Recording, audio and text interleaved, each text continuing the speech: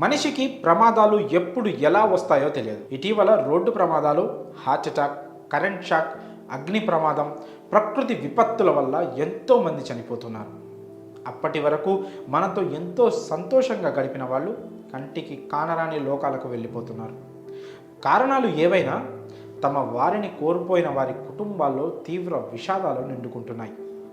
ఎంతోమంది అనాథులుగా మిగిలిపోతున్నారు. ఇటీవల భవన నిర్మాణాలు, గనుల తవ్వకాల్లో సైతం ప్రమాదాలు జరిగి పలువురు చనిపోతున్న విషయం తెలిసిందే. తాజాగా బంగారు గని కూలి పలువురు మరణించగా చాలామంది తీవ్రంగా గాయపడ్డారు. మాలీలో ఘోర ప్రమాదం జరిగింది. ఇక్కడ బంగారు గని కూలి 70 మందికి పైగా దుర్మరణం పాలయ్యారు. ప్రస్తుతం గనిలో చిక్కుకున్న వారి కోసం సహాయక చర్యలు కొనసాగుతున్నాయి. ఈ క్రమంలో గనుల మంత్రిత్వ శాఖ మంగళవారం ఒక ప్రకటన విడుదల చేస్తూ గని ప్రమాదంలో మరణించిన వారిలో ఎక్కువగా మైనర్లు ఉన్నారని వెల్లడించింది. మాలిలోని నైరుతి కౌలీ కోరో ప్రాంతంలోని కంగాబాద్ జిల్లాలో ఇటీవల బంగారు గని తవ్వకాలు జరుగుతున్న సమయంలో ఈ ప్రమాదం చోటు చేసుకున్నట్లు ప్రభుత్వ అధికారి కరీం బార్తే తెలిపారు. ఈ ఘటన 4 రోజుల క్రితమే జరిగినట్లు ధృవీకరించారు. మృతుల సంఖ్య మరింత పెరిగే అవకాశం ఉన్నట్లు పేర్కొంటున్నారు.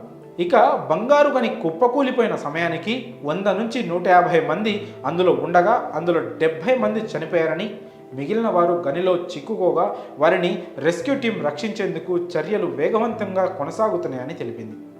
ఈ ప్రమాదం ఎలా సంభవించిందో తెలియరాలేదని అన్నారు. ఆఫ్రికాలో 3వ అతిపెద్ద బంగారు ఉత్పత్తి దేశం మాలి. ఇక్కడ తరచూ ప్రమాదాలు జరుగుతూనే ఉంటాయి. సాధారణంగా బంగారు గనులు తవ్వకాలు జరిపే సమయంలో తప్పనిసరిగా తీసుకోవాల్సిన భద్రతా చర్యలపై తరచూ విమర్శలు వినిపిస్తున్నాయి. ఈ విషయంలో అధికారులు భద్రతా చర్యలను విస్మరిస్తున్నారని ఆరోపణలు వస్తున్నాయి. ఈ ఘటనపై గనుల మంత్రిత్వ శాఖ తీవ్ర విచారం వ్యక్తం చేసింది. ఇక నుంచి భద్రత విషయంలో గట్టి చర్యలు తీసుకుంటామని స్పష్టం చేసింది. మరి బంగారు గని కూలి ఇంతమంది మృతి చెందడంపై మీ అభిప్రాయాలను కామెంట్స్ రూపంలో తెలియజేయండి.